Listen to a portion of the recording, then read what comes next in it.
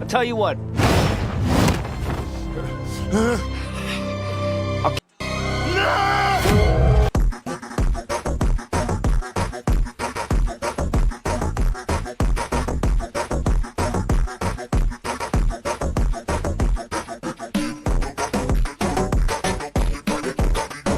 Bullet Mark et Sports Mark sont les véritables échecs. Bullet Mark est éliminé dans les installations du Pentagone par un groupe de 4 Randmen. Une mort extrêmement humiliante, car la veille, Marflaxen avait fait tout son travail et détruit une grande partie des défenses du Pentagone. Bien que Mark soit sportif, on peut lui accorder le bénéfice du doute dans sa dimension originelle. Cette variante se caractérise par la création d'un nouveau sport, achever des humains de la manière la plus créative possible. Cependant, pendant la guerre des Invaincus, cette version a dû danser avec le plus laid, car il n'a affronté nul autre que le puissant Spao. La bataille était si rapide et déséquilibrée que lorsque Prime a voulu nous montrer la confrontation, Sportsmark était déjà dans un état de désarroi, avec tous ses membres pointés dans des directions différentes. Les corps que nous voyons dans le dessin animé ne sont pas une coïncidence. Ils symbolisent l'obscurité, la mort et le surnaturel, une représentation visuelle qu'il s'agit d'un passage à travers ici. Le sportif Mark, bien qu'étant un lâche dans sa dimension, a au moins eu le courage d'organiser un combat contre l'un des êtres les plus puissants d'Image Comics, ce que je ne peux pas dire de la position suivante au sommet. Empereur de l'Empire Viltrumite est la dernière variante à survivre au voyage vers la dimension dystopique. Marco Mohawk devrait être en première position dans ce top. Cependant, le pouvoir est une chose curieuse. Marco Mohawk est un empereur par héritage et survit à la dimension dystopique en devenant la mascotte de la mer cannibale. Il n'y a toujours aucune preuve qu'il soit capable d'affronter un Viltrumite adulte. Hériter de l'empire le plus puissant de l'univers après la mort de votre père vous donne du pouvoir, mais pas le genre de pouvoir que nous recherchons dans cette vidéo. Dans les comics, Marco Mohawk est si inexpérimenté qu'il est neutralisé lors du deuxième coup de l'invincible original. Il est intéressant de noter que 2 jours plus tard, Conquest reçoit le même coup, et Mad Conquest le reçoit en se grattant l'oreille, ce qui montre clairement que Marco Mohawk n'est même pas 10% d'un Viltrumite d'élite. Dans la série, il combat Mark pendant quelques secondes, puis combat Kid Thor et les super-héros du CES. Le fait qu'aucun de ces hommes n'ait perdu la vie est un signe que Marco Mohawk a choisi de fuir la bataille, jusqu'à ce que cette version nous donne une preuve réelle et tangible qu'il a combattu et vaincu au moins un Viltrumite. Il mérite clairement d'être parmi les 3 derniers. Jusqu'à présent, son seul pouvoir est une extrême lâcheté et une grande impudence. Et si vous me dites que Marco Mohawk met fin à Darkseid, c'est uniquement parce que le Marco original le désoriente d'un coup de coude puissant, permettant à Marco Mohawk d'accomplir son énième acte de lâcheté. Et en continuant avec les grandes escroqueries, dans la position suivante, nous trouvons Mark Viltrumita avec une moustache, connu comme la grande tromperie de l'Empire. Nolan a toujours rêvé d'élever Mark comme un véritable fils de Viltrum, loin de sa mère et de le former à être une machine de destruction sans aucune empathie. Malheureusement pour les Viltrumites, la chèvre va toujours à la montagne. Essayer de transformer le bon cœur de Mark en un agent impitoyable de l'Empire est un chemin qui ne donne rien de valable. Mark Viltrumite, moustachu, a plus de doute qu'un garçon de 15 ans pris dans un conflit d'identité. Le Viltrumite moustachu. Mark est incapable de remplir son devoir sacré en tant que Viltrumite, car son cœur humain lui dit de ne pas causer de dommages mortels aux autres formes de vie. Ce conflit est vécu par Mark dans Traxa. Zula le bat parce que le garçon refuse d'infliger des dégâts mortels aux Viltrumites expérimentés. Tu te bats comme sur Terre, réfléchis-y. Tu dois te battre comme un Viltrumite. Non.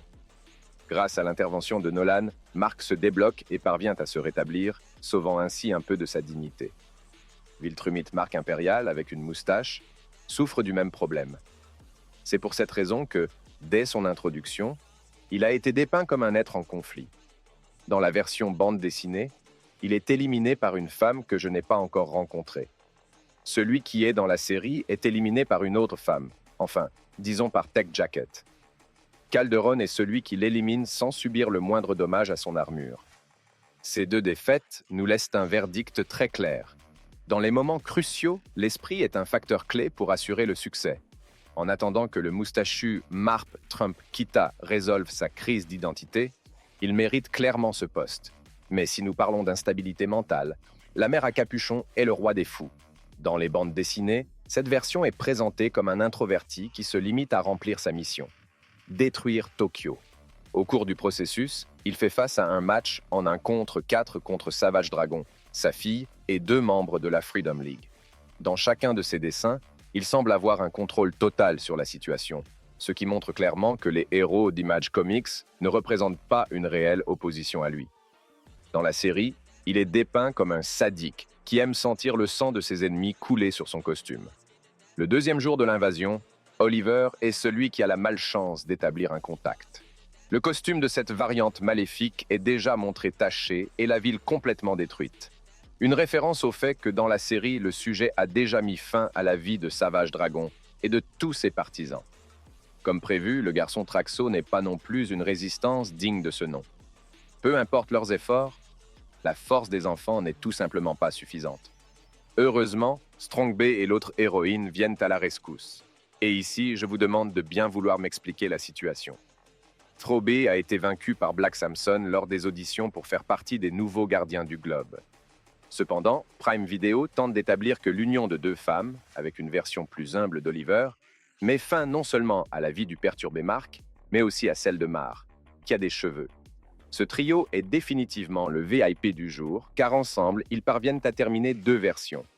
Puisqu'ils ont été vaincus par le même groupe, il est tout à fait juste que nous mettions Sick Mark et la mère poilue au même niveau de puissance. D'autant plus que la mère poilue a également une performance assez pitoyable dans les bandes dessinées. Cette variante est celle qui tente de mettre fin à la vie de Tech Jacket dans l'espace. Cependant, pendant le combat, il ne fait rien de remarquable. Le gars est un égocentrique qui se nourrit de sa propre satisfaction, se vante de sa rapidité, sous-estime les capacités de ses ennemis et finit par être emporté par l'explosion que Zach Thompson crée avec sa veste technique. Son ego est sa plus grande faiblesse. Et peut-être la raison pour laquelle le nouveau trio parvient à l'envoyer au repos éternel, même après qu'il ait fait l'effort de mettre fin à la vie de Mark à capuche.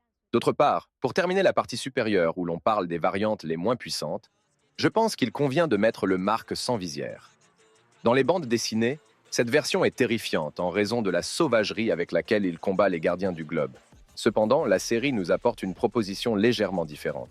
Sans visière, Mark commence sa confrontation avec Immortal of Egypt, où il affronte le combattant le plus fort des gardiens, un héros extrêmement intéressant, mais dont la plus grande faiblesse est son sang Viltrumite. Jusqu'à présent, il a un bilan de 5 combats perdus et aucun gagné. Immortal fait tout ce qu'il peut pour tenter de briser sa séquence.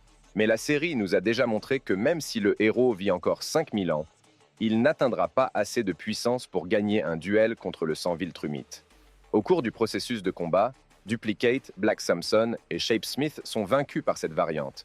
Et lorsqu'elle s'ennuie, elle met également en pause l'existence d'Immortal. Alors qu'un Mark à visière se projette comme un Viltrumite impitoyable, le garçon ne se compare jamais à un rival de son propre calibre. Cette version des gardiens ne pouvait même pas contenir Monster Girl. Pour couronner le tout, Mark, portant une visière, est pris au dépourvu et envoyé chez les Shadow Bears, où il finit par perdre la vie. Un Viltrumite remplacé par un humain est une raison suffisante pour placer Mark avec une visière parmi les 7 pires versions d'Invincible. Mais à partir de ce moment, le sommet fait un bond en termes de niveau de puissance. Car à partir de ce moment, chaque version de Mark est vraiment puissante, à tel point qu'il représente une véritable menace pour la planète. Le premier que nous rencontrons dans cette nouvelle étape est Mark Felx, un étrange Viltrumite qui a trouvé plus d'avantages en faisant partie de l'Empire des conquérants interdimensionnels. Bien que nous ne connaissions pas les détails, nous savons que Nolan ne permettrait jamais que la Terre soit contrôlée par une autre race que les Viltrumites, ce qui signifie que cette version, avec l'aide des Flaxen, se vante également d'avoir réussi à mettre fin à la vie de son père. Cependant, dans les bandes dessinées comme dans la série, leur destin est le même. Mark Flaxen attaque l'endroit le plus dangereux de la planète, le bâtiment du Pentagone. Là, il est émerveillé par la technologie avancée.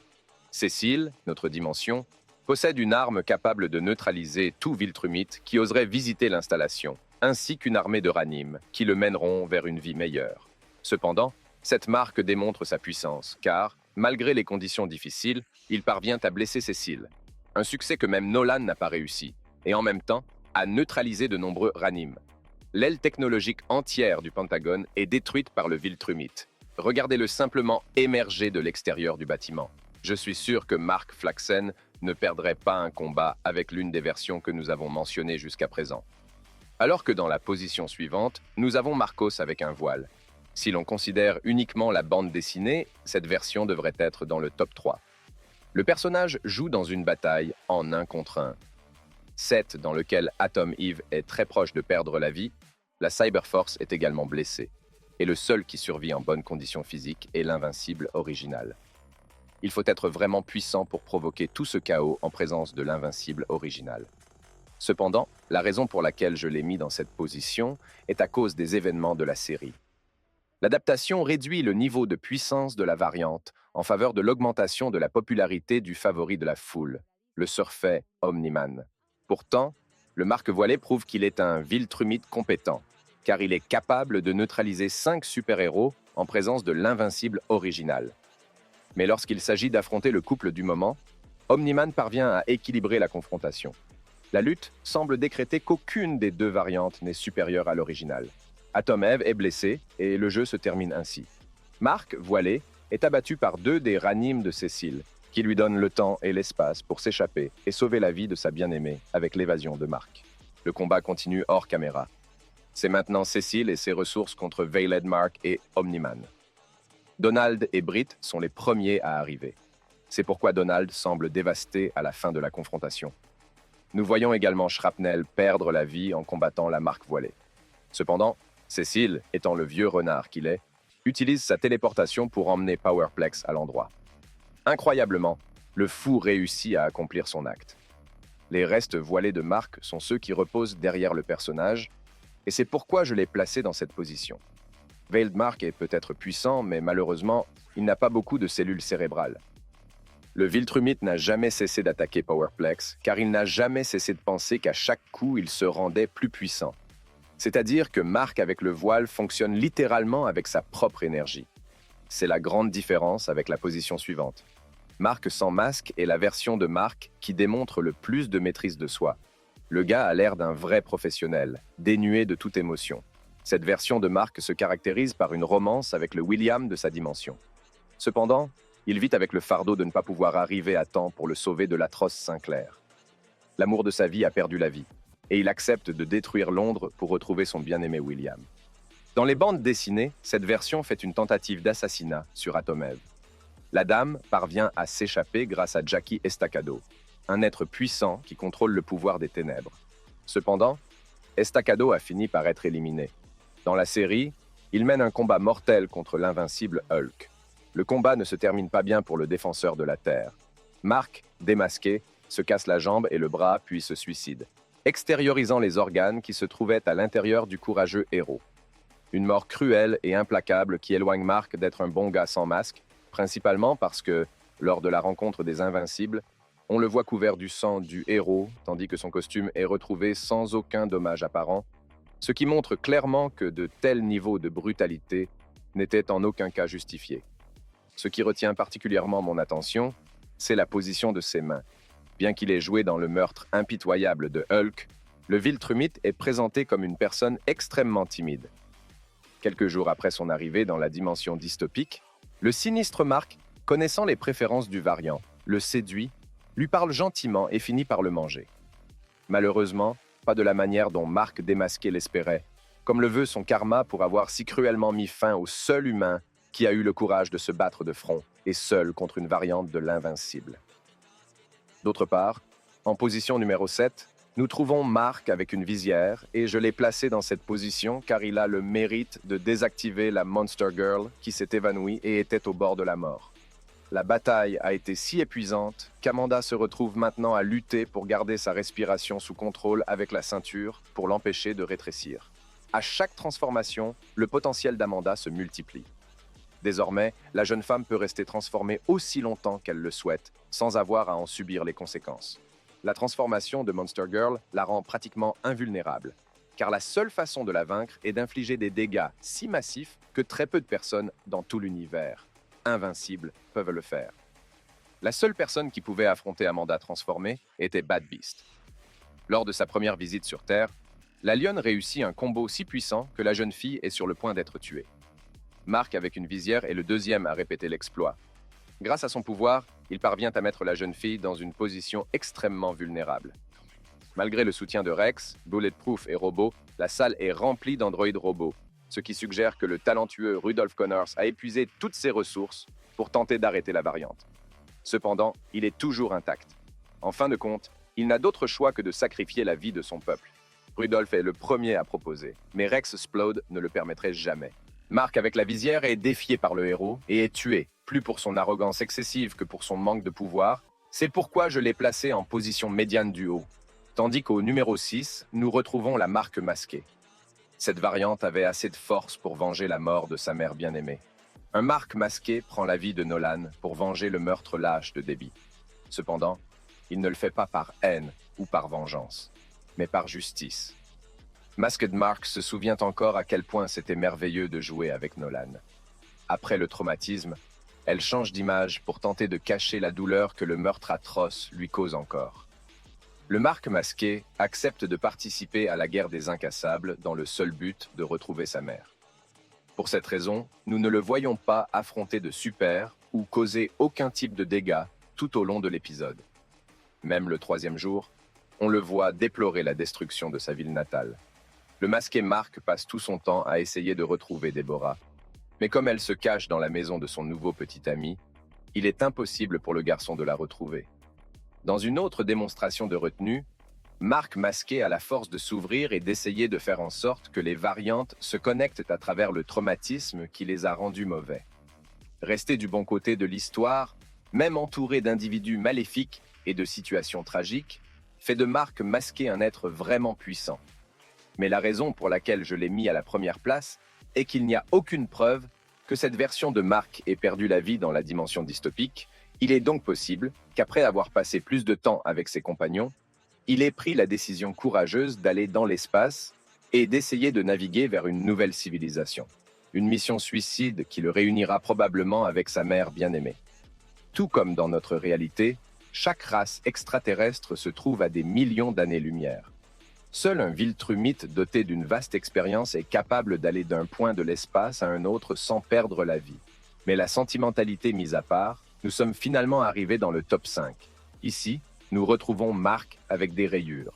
Cette version est la plus impitoyable de toutes, car il est arrivé à la conclusion que créer son propre empire de jeu est le meilleur plan de vie possible, même si cela signifie détruisez un par un tous les agents de l'Empire qui ont été envoyés sur Terre. Comme Robert Kirkman explique que toutes les dimensions se produisent en même temps, nous pouvons conclure que le premier à tomber fut Nolan, puis Sula avec 2 assistants, puis le général Seka, et enfin, pour consolider son propre empire sur le redouté Empire Viltrumite, la Mark rayée n'avait besoin que de mettre fin à la vie de Conquest et Trag, un exploit historique qui fut interrompu par la proposition d'Armstrong Levy. C'est pour cette raison que la Mark à rayures est la plus ambitieuse de toutes les variantes. Chaque héros qui l'affronte finit par être tué. Londres est votre point de départ. Le palais de Buckingham est détruit, ainsi que le héros chargé de le protéger. De plus, Mark with Stripes a réussi à vaincre Business Baby au combat, l'une des plus grandes créations de Robert Kirkman. Les impérialistes font croire que c'est facile, mais combattre de front le Baby Business n'est pas une mince affaire. Après avoir mis fin à la vie du héros, le Mark rayé continue de détruire la ville, où, selon la bande dessinée, il affronte également Jack Staff, qui finit également par perdre la vie. Stripped Mark est l'avant-dernière version à être dévorée par le cannibale Mark, ce qui nous dit que sa détermination l'a conduit aux conséquences ultimes. Cependant, je l'ai mis dans cette position car je soupçonne que dans sa dimension, les Viltrumites 100% purs ne sont pas aussi forts que dans la dimension d'origine. Mais revenons aux variantes dévorantes. La position suivante au sommet est occupée par Mark Viltrumita. Contrairement à la version précédente, cette version appartient à l'Empire. Le petit détail qu'il n'a pas de moustache nous dit qu'il est beaucoup plus puissant que son compagnon.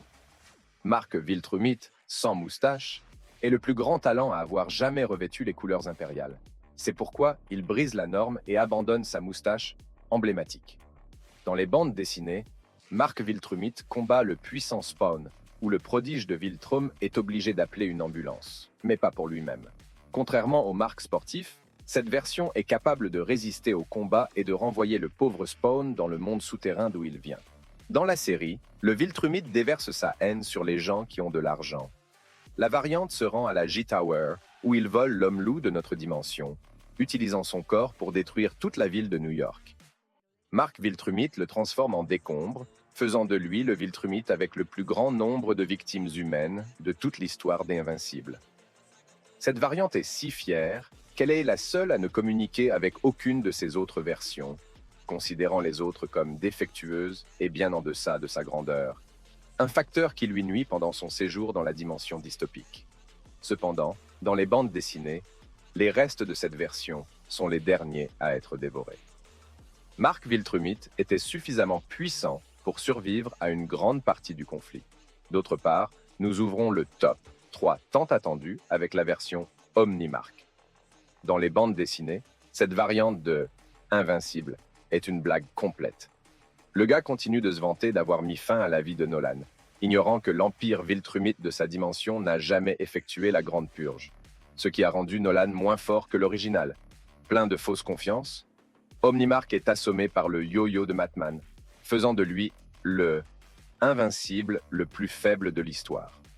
Cependant, les producteurs, profitant de l'impact de l'attaque de Nolan dans la première saison, ont radicalement changé le personnage. Au lieu de le montrer comme le plus inutile, ils essaient de le projeter comme l'une des versions les plus compétentes, un fan service qui modifie complètement le tableau de la dimension dystopique.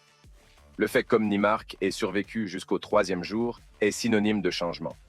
Même si je suis le plus grand haineux du personnage à cause de son extrême arrogance, je lui accorde le bénéfice du doute et le mets à la 3e place, en attendant de voir ce qui se passe dans la dimension dystopique.